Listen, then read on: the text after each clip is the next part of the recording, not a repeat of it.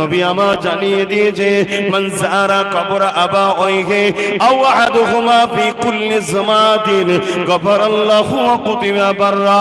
জুম্মার দিনে যে ছেলেটা তার বাপ মার কবর জিয়ারত করলো, উভয়ের অথবা একজনে, আল্লাহ পাক তার কপালে লিখে দেবে এই ছেলেটা বাপ মার খেদমত কাজ ছেলে আল্লাহর জাহান্নাম থেকে নাজাত পেয়ে গেছে।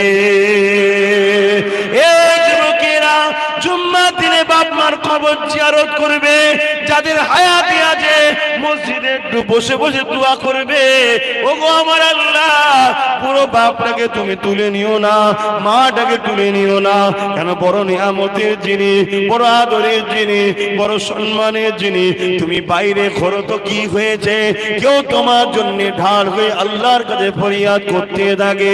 আমি আমার কথা বলি, এই বাংলার অলিতে গলিতে আমার দুশ্মন ঘুরে বেড়াতে লেগেছে, কিন্তু আমার বাপের দোয়া, আমার মায়ের দোয়া আমার জন্য ঢাল হয়ে, আমার আল্লাহ আমার বাচ্চাটাকে তুমি হিফাজত করো। বন্দুকের গুলি মিস হয়ে যায়, মা বাপের দোয়া কখনো মিস হয় না।